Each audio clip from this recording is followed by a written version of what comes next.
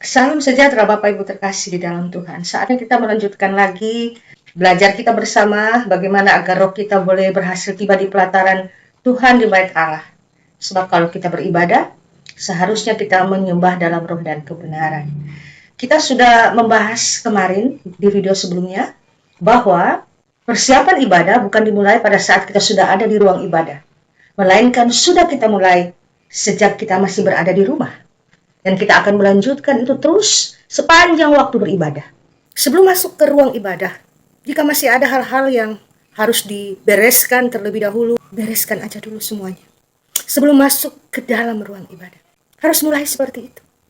Harus mulai kita didik daging kita untuk memberi ruang yang besar kepada Roh Kudus menguasai diri kita agar kita bisa beribadah dengan benar. Agar kita bisa mengalami perjumpaan dengan Tuhan Yesus. Dari luar gedung ibadah kita sudah harus mulai beres-beres apa yang harus dibereskan sebelum saya masuk ke ruang ibadah. Setelah semua beres, handphonenya dimatikan atau di mode pesawat. Sebab saat ini ada juga jemaat yang menggunakan smartphone mereka untuk membuka aplikasi Alkitab. Intinya apa? Supaya ketika kita masuk ke dalam ruang ibadah, kita benar-benar telah dalam kondisi siap untuk menyembah Tuhan. Tidak ada urusan lagi dengan hal-hal lain. Nah, ini latihan untuk daging kita. Karena pada saat kita mau menyembah Tuhan, roh kita itu harus dominan atas daging kita. Udah masuk ibu-ibu setelah beres semuanya. Duduk dan fokus. Setelah masuk, duduk, diam, tenang. Doa. Fokus. Setelah berdoa, duduk tenang. Tidak usah lagi lihat kiri, lihat kanan, siapa sana, siapa sini. Orang itu pakai baju apa yang dia lakukan, gak usah. Kita gak bawa-bawa orang pada saat kita harus bertanggung jawab untuk hidup kita. Kita harus bertanggung jawab atas diri kita sendiri. Jadi jangan terbawa-bawa situasi di sekeliling kita yang merugikan diri kita sendiri. Karena kalau ibadah kita hanya menjadi pertemuan manusia dan manusia, apa catatan surgawinya terkait dengan penyembahan kepada Tuhan? Karena itu kan Tuhan Yesus pernah mengingatkan, bangsa ini memuliakan aku dengan bibirnya, tetapi hatinya menjauh daripadaku. Karena banyak kita seperti yang dikatakan Tuhan Yesus, hanya melakukan perintah manusia. Kita tidak mau belajar bagaimana sih caranya menyembah seperti yang Tuhan mau. Kita tidak mau cari tahu itu seperti apa. Yang penting saya ke gereja, orang lihat saya ada, tubuh saya memang benar-benar ada di situ, saya menyembah, selesai pulang. Menurut kita, saya ke gereja. Benar kita ke gereja, tapi apakah kita beribadah kepada Tuhan? Sekali lagi, benar kita ke gereja, benar kita ada di ruang ibadah, benar kita menyanyi, kita dengar firman, benar kita membawa persembahan kita, benar kita ada di tempat-tempat di mana ada ibadah. Tapi apakah benar kita beribadah? Selama kita tidak menyembah dalam roh dan kebenaran, kita tidak beribadah kepada Tuhan. Daging kita saja ada di mana-mana ada ibadah. Tetapi roh kita tidak membuktikan kepada Tuhan bahwa saya sungguh-sungguh beribadah. Pembahasan kita saat ini. Ulangan 32 ayat 3. Sebab nama Tuhan akan kuserukan. Berilah hormat kepada Allah kita. Pada saat nama Tuhan diserukan, pada saat kita duduk menyembah, berilah hormat kepada Allah kita. Kadang kita itu sudah tidak nampak kita ada hormat kepada Allah. Karena dalam mindset kita, ibadah itu hanya manusia dan manusia. Kita hanya melihat dengan mata jasmani kita. Memang hanya manusia yang ada. Kita tidak melihat dalam roh. Bahwa di mana 2 atau 3 orang berkumpul, di situ ia ada. Bukan ia yang turun, kita menyembah dia yang turun. Tapi di mana 2-3 orang bersungguh-sungguh menyembah dia, Tuhan berkenan ditemui dan itu terbukti. Gambaran penglihatan yang saya lihat, orang-orang yang bermeditasi dengan sungguh-sungguh, Tuhan ada di hadapan mereka. Orang yang bersungguh-sungguh pasti akan mengalami perjumpaan dengan Tuhan. Tapi karena kita memandang segala sesuatu secara daging, yang kita lihat cuma manusia, pendeta, majelis, anggota jemaat lain, bagaimana kita mau mengalami perjumpaan roh kalau rasa hormat kepada Allah itu saja sudah tidak ada di diri kita? Duduk dengan pangku kaki, dengar firman pangku kaki, ayun-ayun kaki. Kira-kira kalau Anda tepat di depan Tuhan, berani nggak gitu? Kalau matamu lihat ada Tuhan Yesus di depanmu seperti itu, berani nggak? Karena matamu tidak pernah melihat dengan rohmu. Kamu hanya melihat dengan daging, yang kau lihat cuma dirimu sendiri, sehingga kamu merasa bangga atau orang lain.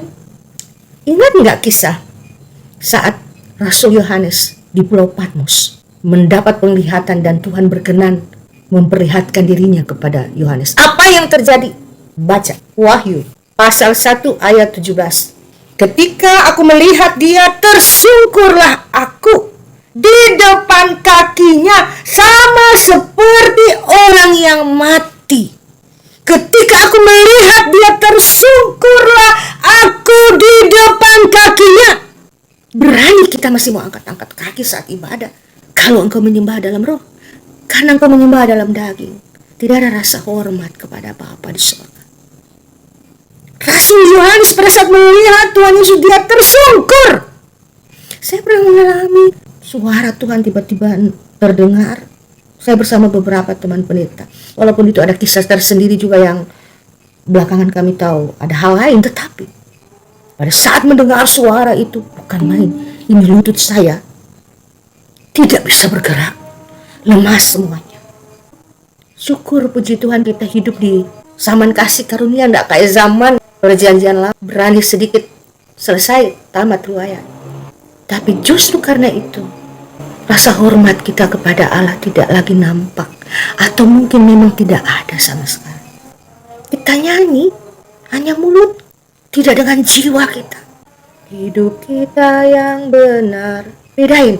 Hidup kita yang benar haruslah, beda ya. Pada saat itu, pada saat mulutku mengucapkan puji-pujian itu menjadi pernyataan imanku kepada Tuhan. Rohku berkobar-kobar memuji Tuhan bersama dengan bibirku. Nyanyi yang benar. Tadi yang kita nyanyikan dengan daging, selama ini banyak nyanyi dengan daging doang.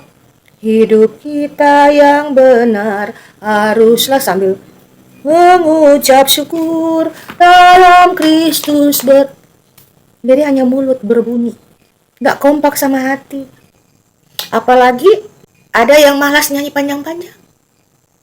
Satu bait selesai, duduk, berdiri. Satu bait selesai, kita masih mau suka nyanyi supaya menghantar jiwa kita. Ingat loh, nyanyian itu memandu jiwa kita.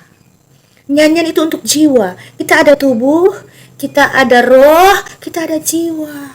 Nyanyian itu menjadi satu paket dengan pemberitaan firman, dengan doa, yakni bagi tubuh, jiwa, roh kita. Kadang kita masih mau suka nyanyi, lagunya sudah selesai, satu lagu selesai, malas mau panjang-panjang, maunya mau cepat selesai ibadahnya. Yang nyanyi-nyanyi juga tuh yang ada singer-singer atau pro kantor dan sebagainya. Ini juga yang harus kita sadari, menyanyi di gereja itu bukan festival. Nyanyian gerejawi itu adalah nyanyian hati yang tiba di hadapan Tuhan. Itu hatimu yang menyanyi, bukan mulutmu, bukan pita suaramu atau apapun yang bagus itu. Nyanyi dengan bagus, nyanyi dengan benar, tapi koreksi hati kita. Ada ingin menampilkan diri, ya udah kembali kepada catatan di video sebelumnya. Lebih penting pada hal-hal yang jasmani, ya udah tidak berhasil terjadi ibadah yang sesungguhnya.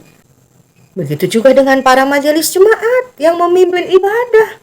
Para penyanyi harus menyanyi dalam roh. Para pendeta harus melayani dalam roh.